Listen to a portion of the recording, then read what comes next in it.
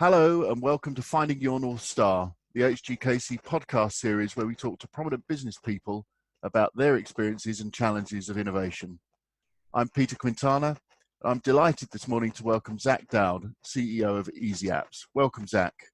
Hi, Peter. Thank you for having me. It's a pleasure. Always good to talk to you. So to begin, for our listeners, would you just give a brief summary of what Eazi-Apps does, please? Sure. So we help entrepreneurs start their own mobile app business without any technical experience. And our business-in-a-box solution provides them with everything they need to get started. So one of the parts of the business-in-a-box is our world-class drag-and-drop mobile app platform. And people who join us, they can build mobile apps. So we're talking about apps that are published on the Google Play Store and also on the App Store.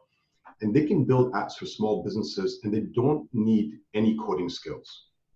And the types of businesses that they can provide apps to are businesses like restaurants, hair salons, retailers, health clubs, local communities, and actually almost any business out there. I was really struck by this when we met, because we met obviously at the UK Business Awards this year, that you know the range of people that you help through Eazi-Apps. Almost anybody anywhere with a need for an app is somebody who could make use of your platform, isn't it? Yeah, exactly, because almost everybody out there has got a smartphone, and because of the smartphone penetration, and you've seen what's happened in 2013, I think there were somewhere in the region of just over 1 billion smartphone users worldwide.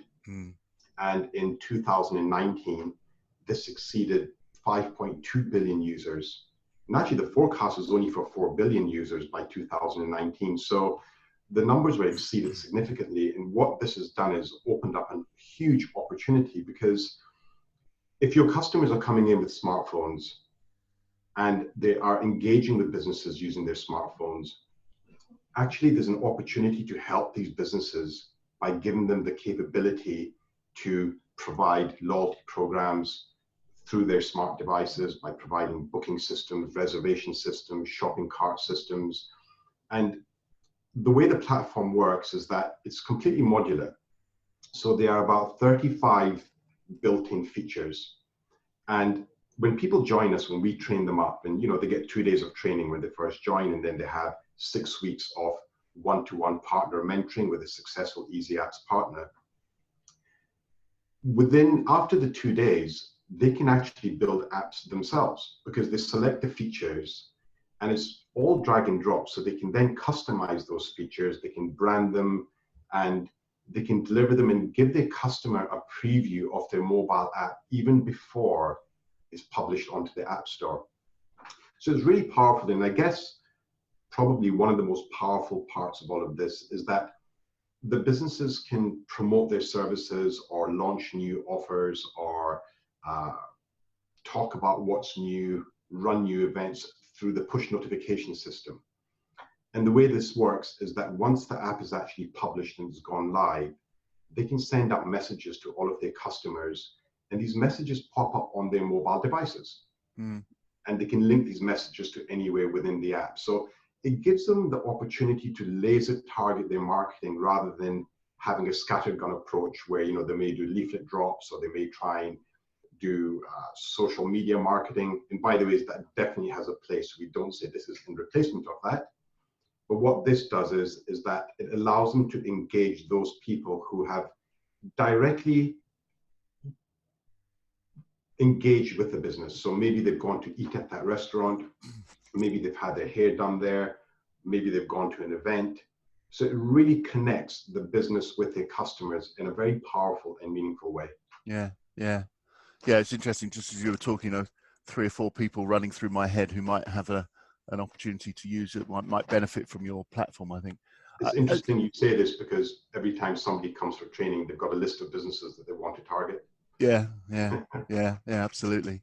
So we met, as I said, at this year's, or last year's, in fact, UK Business Awards. You were shortlisted in the SME Best Product category, weren't you? But when we talk to our clients about awards, we always say they should target shortlisting, because that way you get all the benefits of the PR and you can enjoy the awards dinner without getting too stressed. Was that the case for you, or were you in it to win it? To be honest, we wanted to win. I Yeah. think if you're going to enter into something, you want to get beyond just being shortlisted.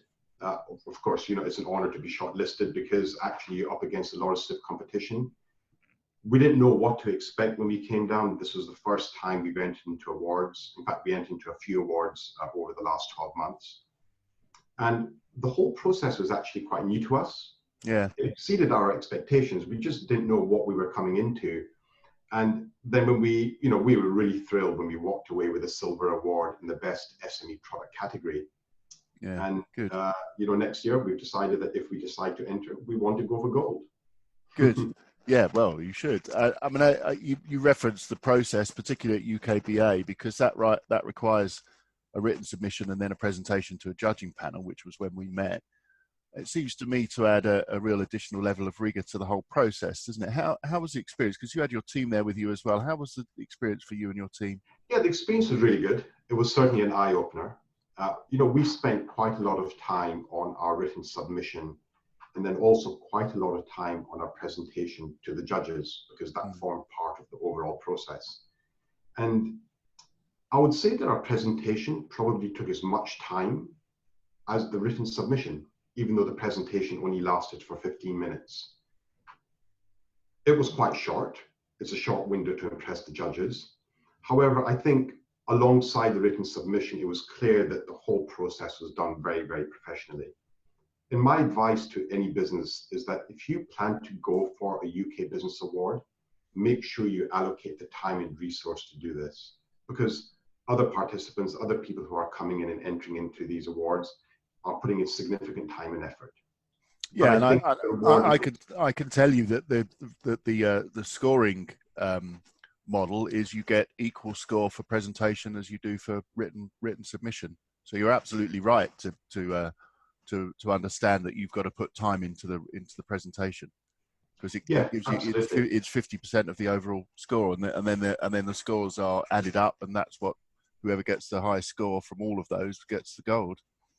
Yeah, exactly. I think the written presentation probably provides you with a more deeper and more complete overview of the business, because we can take our time crafting that out. You can take your time reading it. You can compare it with other presentations or other written submissions that have been put forward. The presentation itself, the live presentation, it is quite a narrow window to impress the judges. And of course, I understand that they would have read the written submission and taken all of that into account. But having said that, I think it's a really good format, because you get to meet the people behind the business. And I guess there's only so much that you can portray through the written word. And you get an idea of the people and the ethos behind the company when you actually hear them talk. Yeah, and engage with them through the Q&A session at the end. I completely agree. Okay, so this podcast series is about innovation, and I remember from your written submission, you write in your written submission, you write that creativity and innovation are your entire solution. Can you explain what you mean by that? Yeah, for sure. I think the digital landscape that we operate in is actually moving really, really fast, and it's hard to think that it's only been about 15 years since broadband came out and has become accessible to households. So, it hasn't been that long at all. And like I mentioned earlier, with smartphone penetration exceeding over 5.2 billion users worldwide, it's clear that businesses need to catch up with the large players, because the large players have got deep pockets, they've had expert marketing teams, and they've taken advantage of this technology revolution. Yeah. So what we're trying to do here is to democratize access to powerful tools to help businesses connect with their customers in a really fast-paced changing landscape. And I would probably say that our innovation has been to deliver these technology services that anyone can learn to use and to provide to businesses. And when you combine that with our online academy, and actually online learning is a huge growth area now. And in fact, this morning, I saw an advert on the TV for a university where they are really pushing forward with their online university tutorials. And so like when you combine that with our online academy, our expert training program, and my 18 years of franchising experience, budding entrepreneurs can get involved in this huge growth industry with us, really without any technical experience. Yeah, I was going to move on to reference that you have really high satisfaction ratings, don't you? What do you put that down to? Well, I think first of all, aside from the products that we're providing, I put this down to first-class service and support. Yeah. We know that our products are in high demand. We know that the markets are moving constantly and small businesses are struggling to keep up. And our partners are backed by a multi-award winning brand now that they can leverage. And what we also do is that we hold regular partner webinars to help them with their businesses. And our products are constantly innovating to help them meet the needs of the marketplace. I think our partners can see this. And when we ran that survey, and our partners came back and responded, actually, I was surprised at how well they rated us. And I think that they can see the time and effort we've put into really help them build their own successful business.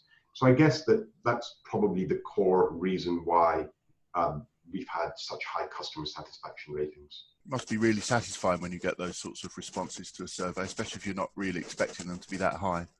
Yeah, absolutely, because you're really putting yourself on the line. You're asking people, well, what do you think of us? And I was prepared in some cases, to be honest, for getting some real critical feedback. But actually, on the whole, we got over 8 or 9 out of 10 for almost all of the different parts of the survey. So that was really encouraging. And I think it was great for the team here because from a support point of view, if you think about it, most of our partners will reach out to our support team if something they think is not working for them. In most cases, it's simply getting the right solution to them, or if they have an issue. Yeah. So really, that's when they come and talk to us, but they really email into support to tell us how great we are at providing them with what they need. So actually getting that feedback was great for morale within the company. And it was really great to share that back out with the network because it kind of reinforces across the board with what we're doing. And it brings everybody onto the same side. And really, it just gave us the will to make what we're doing even better. Well, and the confidence to know that what you're doing is what your customers want, because they're telling you that that's exactly what they want. That's a really powerful place to be, I think. Exactly. If you think about it, we're not just serving end customers. So, we're not selling apps to businesses, or we're not selling websites or some of our other digital marketing services directly to businesses. What we're doing is we're helping entrepreneurs start their own business.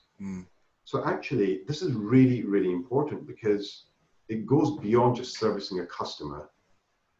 We're helping those people generate an income to put food on the table for their families.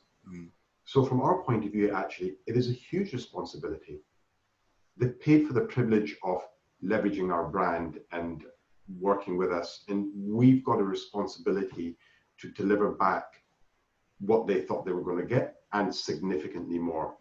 I, as the CEO of the company, am acutely aware that they've spent their hard-earned money.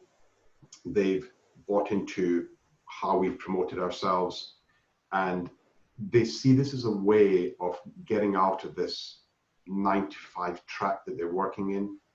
Often they have ceilings that they can't get past, and we've really got to upskill them. We've got to introduce them to a huge marketplace. We've got to give them the tools, the support, the collateral, the training, and everything that goes around this, so that they can put food on their table and actually go beyond that. Really, we want them to build really successful, thriving businesses. So from a point of responsibility, we owe it to them because they've shown that they trust us in joining us from the very outset. So it's something that's always there for us, is continuously on the top of my mind. It never goes back, and I'm always looking at ways to provide better opportunities, to give them a better way to go out there, to give them new products, to give them better tools. And to get that feedback was tremendous. It just spurred us on to do more.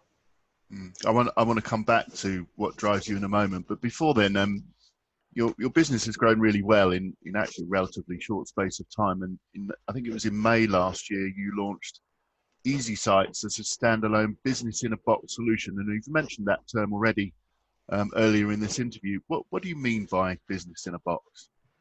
Well, I've been an entrepreneur since I left school, and I've had many businesses along the ways. And I know the hurdles that people face when they're starting out their own business. They've got a lot of things that they have to think about. It goes beyond just having a brochure and business cards. They've got to think about their products. They've got to think about billing. They've got to think about managing their customer base. They've got to think about insurance. They've got to think about branding. They've got to think about their own websites. And there's a lot of things that come that they have to bring into place when they're launching their own business. And all of that takes time. Yeah. And it takes a significant amount of effort. And if you've never done it before, you're probably going to make a lot of mistakes that can be quite costly further on down the road. And I've seen businesses where they've got to inject between 20 to 100,000 pounds just to get it up and running. So they're in the red right from day one, and it's actually quite stressful. Yeah. So what we've done is that we've built this business in a box solution. And what it does is that it provides our partners with everything they need to get started. So first of all, they can operate under our ready-made multi-award-winning brand. So they don't have to think about that part. And we've got experts in-house that we work with to give them the branding that they need online straight away. And we've done it in the right way. But also what we do is we give them all of their marketing materials. So they have a huge access to a library of beautifully designed brochures and PowerPoints and animated videos and really everything they need. We provide them with a website. We give them business documents. So we talk about proposals, terms and conditions, invoice templates. We also give them a marketing launch pack. So when they start, they're ready to go. And they get lifetime access to our online academy so that they can continuously learn and develop their business. And actually, the cost that they pay for this, our license packages start at $7,995, just short of £8,000, $10,000. And it's a fraction of what they would have to pay if they did it themselves. And we save them an enormous amount of time and all the mistakes they would probably make unless they are seasoned entrepreneurs. So really, when they come right from the very outset, they can hit the ground running. And then they've also got a backup support team and a team of experts who can help them with their business. That's what we do. I've got an entire team here who are dedicated to helping our partners build their business. So they're not on their own either. So really, that's what the business in a box is all about. We shortcut their route to getting their new business off the ground and let them focus straight away on generating sales and going out there and doing and focusing their efforts in areas that generate income rather than trying to put that infrastructure in place. Yeah, I mean that's really interesting listening to you give that reply. We say to particularly early stage businesses when they just discover how much they have to do to run a business, we always tell them it's the hardest job they'll ever have, ever. Harder than what it is that they're offering to their customers, harder than what they've ever done before if they've been employed. Running a business for yourself is the hardest thing you'll ever do because, exactly as you put it, you've got so many different things to think about. When you're employed by a company, all that support is done for you. When you go out on your own, suddenly it's not there. You've got nobody doing HR, nobody doing billing, nobody doing marketing for you. You have to think about all of those things. That's really fascinating. I'd like to find out a little bit more about the scope. I think you've also got to have a completely different mindset. Yes. Because when you're working in the corporate world or even for smaller businesses, sure, you've got to be imaginative in what you're doing, but in most cases, the roles tend to be more reactive roles because you're not there building a business, you're there working with an organization that already has a business up and running. When you start your own business, your whole mindset has to change because you've got to think proactively. You've got to step out of your comfort zone. You've got to be creative. You've got to realize that actually the problems and the solutions start and end at you. And when you come in with that mindset and say, well, look, there's always solutions to any problem. I know that they are out there and I'm going to find them, that can really help your business grow. And actually, with what the infrastructure that we've put in place, with the backup and support that they get from our team here, that really helps them because they need that very much in the early stages. And actually, part of the business in the box is where they get mentored by a successful Eazi-Apps partner for 6 weeks. Yeah. Because in the early stages, that's where they can learn the processes and we can avoid them making the mistakes that we've made when we started out. And it can, you know, they have that mentor with them that they can talk to if they're struggling with the technology, or if they're struggling with the sales and marketing side, or if they just don't understand certain elements of the business. Interesting. So I know from talking to you, even this conversation, the conversation we had at the awards ceremony, reading your application, that you've worked hard to set up this ecosystem within which partners, members and entrepreneurs, all the people you work alongside with, can set up and build successful businesses of their own. And when we met in London, we spoke about B Corp and Simon Sinek's latest book, The Infinite Game, which I think you've probably read by now, because you certainly said you were going to do that. Fascinating read. What drives you personally? Well, our mission statement is to help entrepreneurs build successful, thriving businesses. You know, we live in an environment now where there's no such thing as a job for life. And people are continuously having to upskill, and they're also looking for a better work-life balance. You know, we live in a really fast-paced environment now. And like I mentioned earlier, I've been an entrepreneur since I left school, and I know the hurdles that people face when they start out on their own. And what gives me great satisfaction is that when we see the results of our hard effort with partners that are building their own businesses, you know, we see them launching new websites, we publishing apps for their customers to the app stores. And I love seeing that because they're getting results, they're doing something for themselves, they're being entrepreneurial, and there's nothing better than seeing our partners. In fact, we interviewed one of our partners towards the end of last year, and he turned over £164,000 in his first year. Wow. And that was just fabulous. And he would never have had that opportunity as a maths teacher in one of the schools down in London. So that was really good. But actually, what else drives me is that beyond just the business, I'm going to make a really bold statement. I actually believe capitalism in its current form is flawed. And the reason is that capitalism best serves the shareholders of a company, the CEOs of the company, then the customers, of course, because they're important, because they drive the revenue into the business, and then the employees who have actually been there to help build that business in the very first place. And then finally, the social responsibility. What are you doing for your local community locally? What are you doing about your emissions? What are you doing about your wastage and things like that? And whilst the world has actually enjoyed huge economic growth, it's actually come at a price. We can see what's happening to the Earth's environment, and humanity is actually destroying it for a profit. Yes. And that comes down to the CEOs, and it comes down to the shareholders, which are the absolute minority. You know, they represent a tiny percentage of the decision making that's happening at a very high level in corporations. And it's pretty much the same in government, because when they're getting elected into power, they're coming in for 5 years, and they've got to give the sound bites that appeal to people. So they've got a very short-term outlook. And the downside of all of this is that actually there is a huge widening disparity between the rich and the poor. There's more resources in the hands of the few. We're actually destroying our environment. And this is actually one of the reasons why I'm working towards making Eazi-Apps an employee-owned company, where all those who have helped in its success can actually be part of its success story. And actually, I believe that we can achieve greater things by empowering the very people who have worked to build this company. It's extraordinary that you have just made that statement, because we ran our book club yesterday, and the book we read was called The Eternal Business, about employee ownership trusts. Right.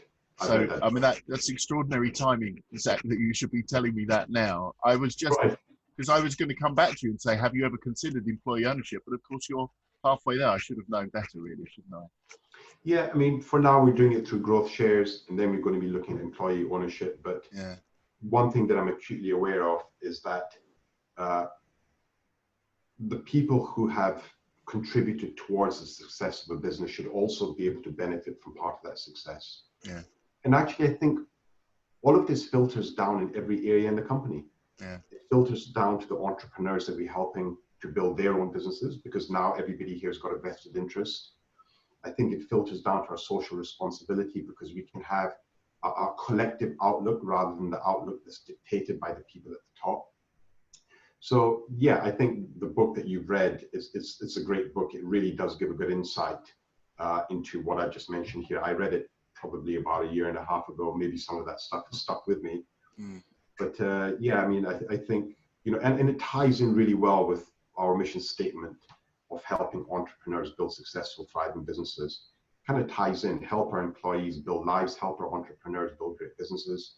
And actually the net result of all of that will be providing better services, providing a better life, giving everybody we work with an opportunity to have more, to give a better education to their children, but most of all, to make sure that we have the right social responsibility infrastructure in place, where it's not just about your P&L at the end of the year. It's about providing real value to real people and making differences to people's lives. So exactly right. I mean, we had the author with us at book club last night, and we concluded with a brief discussion about how EOT could well change capitalism for good, forever, because if a company becomes employee owned, the whole concept of a capital event, so the sale of the business to somebody else, whether it's VC backed or anything else backed, just disappears, because the business is there forever. Exactly. It makes an internal business. That's the title of the book. So everybody's got a vested interest in the success of the company. Yeah. And typically when you sell a company, often it's dismantled, is ripped apart, is asset stripped, or it is taken into the fold of another company and it loses its identity. And that's what happens with businesses today. And they're changing hands quicker and quicker now. And because of the environment that we're living in, the lifespan of a business has become very, very short. You know, my father ran a cash and carry and he had it for 40 years. Yeah. There's no way you could open up a business like that, not change the format and hope that it's going to survive and make profits for 40 years. No. You've got to continuously evolve. So that takes humans, that takes people to make that happen. And when you have a vested interest where people can see that they're getting something that's going to benefit them for many, many years to come, actually, when somebody comes to buy that business, they're buying a business that can have a lifespan that can exceed even their own lives. So yeah, it does. It can make it into an eternal business. And what's happening in the digital space, what's happening with the environment, all of this kind of just ties in so many different areas, and it ties in with our mission statement. So yeah, I think it's a great way. One thing is that I've noticed is that the government's got to be more proactive with this, because without a doubt, they've got to have more concessions. They've got to give, they've got to have more support behind this. You know, when I talk to the banks about employee-owned trusts, you know, some of them don't even know what it is. Some of them wouldn't even think about financing an employee-owned trust, when actually it's probably the safest bet that they could get. Yes. So, you know, I think there's a huge, and it's got to be driven from the top. There's this, businesses need to be educated. Entrepreneurs don't know. You know, I've taken the time to go out and read and research about this, but not all entrepreneurs do. They're very, very busy running their businesses. So, you know, there should be more of a drive from governments, local authorities, and banks, and other organizations, the Federation of Small Businesses and the likes of them, to really push this business format forward, because actually the business can end up making more money. When you have more vested people in the success of a business, I think the business will actually be more successful, and not what some people may think, where you have a distribution of money going back to everybody and there'll be nothing left in the pot at the end of the day. I'm on the other side of the scale, where I think it will be more profitable. And I think the history, I mean, the history of EOTs in the UK is still quite short, but the track record so far suggests that you're absolutely right, because if you do EOT properly, then you begin by building a really high level of engagement across your employees, because they have to run the business. They have a say in running the business, and the owner doesn't anymore. That's a challenge for some business owners, because they like the control. But I mean, the Liberal Democrats championed EOT back in, from 2004 onwards, and they've been responsible to a degree for employee ownership trust as we know it today. But you're right. I think that there should be a lot more awareness. I think the lending institutions who typically fund and finance businesses should be more on board. I think there needs to be a level of education where they can see how an EOT can benefit a business, how it can secure a business, versus seeing it as a threat to the traditional model of buying and selling businesses, dismantling them, absorbing them, asset stripping them, which actually again, it only serves the shareholders, because they're doing it for one motivation only, and that's to make a profit. Absolutely. So I think you and I could probably talk about this for quite a long time, Zak, Probably. but we have to end there. It just remains for me to thank you for joining us. It's been a real pleasure to talk to you, as always. If you'd like to find out more about how we approach innovation, you can download our white paper, which is called Finding Your North Star, from our website, which is www.hdkc.co.uk. Thank you for listening, and goodbye, Zak. Thank you very much. Thanks, Peter. It's been a pleasure. Thank you.